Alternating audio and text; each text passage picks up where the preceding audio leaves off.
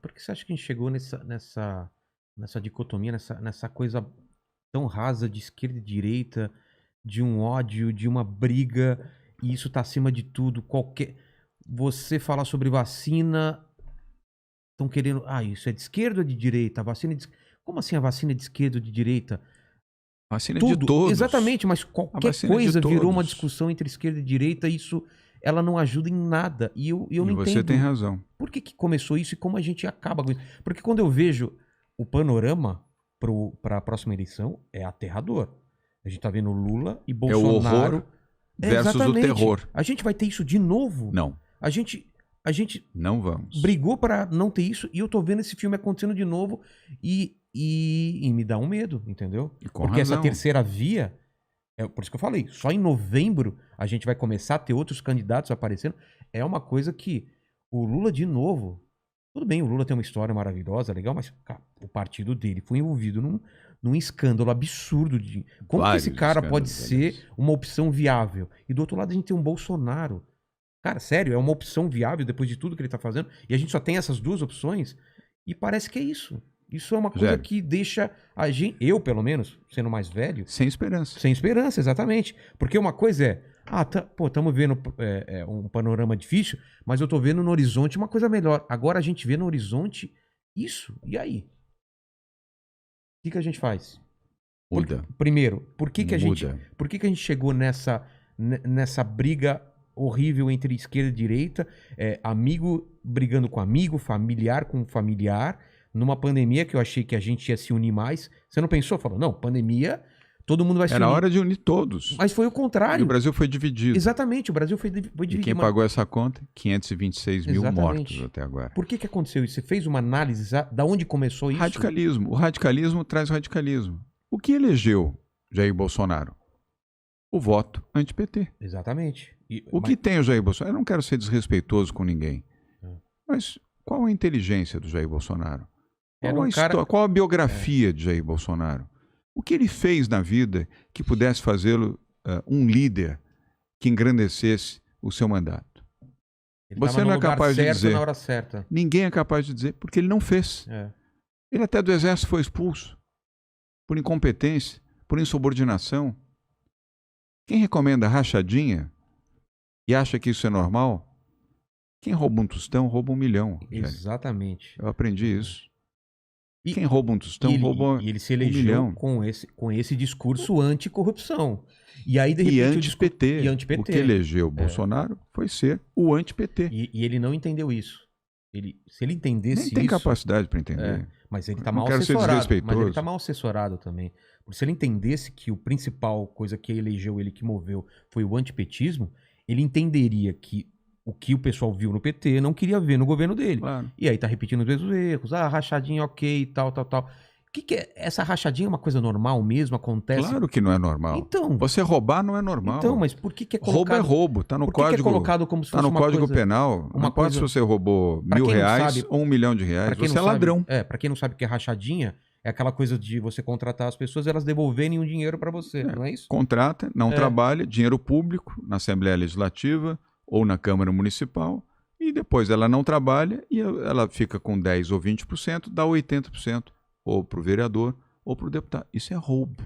É roubo de dinheiro público. Isso é roubar. O roubo não se caracteriza pelo volume. Roubo é roubo. Exatamente. Entendeu? E se alguém entra aqui na sua casa, rouba o seu equipamento de som, roubou. E se alguém entrou no banco e levou do banco R$1 milhão, roubou também. Os dois são ladrões. Você vai tipificar o roubo de acordo com o Código Penal. Mas os dois são ladrões. E eu vejo... Então nós não podemos... a situação anterior também foi uma situação... Nunca se roubou tanto no Brasil. Os fins não justificam os meios, Rogério. Concordo. Não há como justificar alguém que atenda os pobres e os humildes. Rouba mais faz, não existe isso. Rouba mais não faz. Se justifica. Não se justifica. Por isso uma posição de centro é difícil. Você pode dizer, puxa, mas é difícil. Mas é difícil. Mas existe. Uma posição de centro, uma posição equilibrada, que sabe conversar com a esquerda e com a direita e longe dos radicalismos, longe do populismo. O populismo não leva a nada. O populismo leva ao que aconteceu na Venezuela, o que aconteceu em Cuba, o que aconteceu em outros países que se perderam ou na direita ou na esquerda. Hitler o que era? Um direitista, uma extrema-direita. Mussolini na Itália, Benito Mussolini o que era? Um extrema-direita. Um radical de direita, não era de esquerda. Aliás, cresceram, por quê? Se colocaram contra o comunismo. Comunismo, qui in Italia non c'è più, não c'è possibilità. Aí, pá, transformou o fascismo num fascínio que levou milhões de italianos à morte. E a destruição completa da Itália, que só se recuperou depois do final da Segunda Guerra Mundial. E a Alemanha, que foi destroçada também pela guerra. E 6 milhões de judeus perderam a vida, pagaram com a sua vida. E até hoje, um drama, um trauma na vida de milhões de pessoas, de descendentes de judeus que foram assassinados, foram eliminados por Adolf Hitler. O que era Hitler? Era uma extrema-direita, um fascínora. Você entende? Tem Stalin do outro lado também. Assim como Stalin. Aí vamos do outro lado.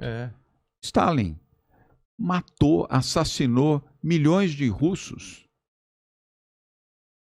pela esquerda. Exatamente. Populismo. E outros tantos. O extremismo, né? O extremismo. Mas o caminho do centro é o caminho do equilíbrio, é o caminho da paz, é o caminho do entendimento, é o caminho do crescimento, do respeito pela democracia, da liberdade, da oportunidade, do respeito por aquelas pessoas que pensam diferente e que não necessariamente pensam como você e nem por isso devem ser tratadas como antagonistas e eliminadas ou ameaçadas de morte ou emparedadas pelas fake news, ou canceladas, ou por arma no coldre ou na sua cabeça. Uma versão moderna que é cancelamento, é tirar o emprego da pessoa por causa de pensamentos diferentes. É um erro. Mas a última eleição meio que mostrou que os lados mais extremos não ganharam muita coisa não, né? Você fala das eleições municipais o Bolsonaro, agora, 2020. O Bolsonaro, já por um lado, e o PT já caíram. Foi um recado um pouco, né? Claro. Por isso é que hoje as pesquisas indicam isso claramente. É que as pesquisas estão indicando que o Lula venceria no primeiro turno, quase. Sim, mas indicam também que 50% do eleitorado no Brasil é um nem. Nem Lula, nem Bolsonaro. Eles podem ter uma porcentagem grande, mas tem rejeição muito grande. Muito alta. E o Bolsonaro fazendo jus, porque todo dia faz bobagem, todo dia comete atrocidades. E a lembrança do Lula não traz esse entusiasmo, traz a circunstância de que hoje ele venceria o Bolsonaro. Mas as eleições são em outubro de 2022, e o Lula quer não mais, agora. O Lula quer mais que o Bolsonaro continue. Ele não claro, quer que o Lula... o melhor adversário para o Lula é o Bolsonaro, evidente. Exatamente. Não é ter alguém que seja capaz de enfrentá-lo. E o melhor adversário e sim alguém que já sucumbiu à sua própria conduta e sucumbirá ainda mais ao Lula. O Bolsonaro está assim, ó, no desfiladeiro. Mas aí eu vou ter que fazer uma provocação. E na eleição, quando você se aproximou do Bolsonaro, naquela época você não tinha noção que ele ia se tornar o que era hoje? Não. Porque era o antipetismo. Você também estava batendo no PT. Eu venci o PT, como é que eu poderia votar no PT? Exatamente. Eu venci o Fernando Haddad na Prefeitura de São Paulo. Como é que eu podia votar no PT? E eu não anulo o voto. Isso, por princípio, eu não anulo nem cancelo o voto. Eu não voto em branco e nem cancelo. Eu estou no lado. Decisão. E tomei uma decisão. Agora, eu ouvi do Bolsonaro que ele teria Sérgio Moro como ministro. O que ele fez com o Sérgio Moro? Defenestrou, demitiu o Sérgio Moro e hoje ainda intimida o Sérgio Moro. O Sérgio nem está vivendo mais no Brasil, está vivendo em Washington, nos Estados Unidos. Eu vou fazer um programa liberal, vou desestatizar, privatizar. O que privatizou? E a TV? Nada. A TV Lula, Brasil, sei lá como é que ele chama. Chamava de TV Lula, né? Lembra? Continua, tá lá. Vou acabar, vou ter... Que é um absurdo, tá lá. Cheio de gente fazendo o quê? Só exaltando. Bolsonaro é o máximo, Bolsonaro é um gênio, Bolsonaro é isso, Bolsonaro é aquilo. O dia inteiro deve ter lá 400, 500 pessoas ganhando salário de dinheiro público para ficar exaltando a figura do Bolsonaro. Não cumpriu com nada, ainda agrediu o meio ambiente, colocou fogo em parte da Amazônia, um absurdo completo. Em 2 meses de governo Bolsonaro, eu disse, mas que erro que nós cometemos, eu inclusive. E eu não tenho compromisso com erro, Rogério. Eu errei ao votar em Jair Bolsonaro, como milhões de outras pessoas também erraram, porque acreditaram que ele poderia simbolizar o anti-Lula e um governo liberal, um governo pró-Lava Jato, pró a justiça, sem corrupção, etc. Olha aí a CPI do dólar. Não, pode comprar. Compra a vacina, mas lembra que tem $1 para mim e eu vou dividir esse dólar com outros, mas pode comprar. Faz rachadinha, uma boa. Né? 01, 02, 03, pode fazer rachadinha, porque o pai do 01, do 02, do 03 fez rachadinha e ensinou os filhos a fazerem rachadinha. Olha onde é que a gente foi parar. Então, nem Lula, nem Bolsonaro, nem horror, nem terror. Eu não quero ser descortês aqui, nem fazer acusações para ninguém. A justiça fará isso. E a justiça divina também. O meu campo é outro. O meu campo é do Brasil, das pessoas de bem. É possível reunir no Centro Democrático pessoas de bem e colocar o Brasil numa posição que gere emprego, gere oportunidade, atenda aos mais pobres, tire essa diferença colossal entre os mais ricos e os mais pobres. E para isso, você não precisa criar vulnerabilidade para os mais ricos, cria oportunidade para os mais pobres.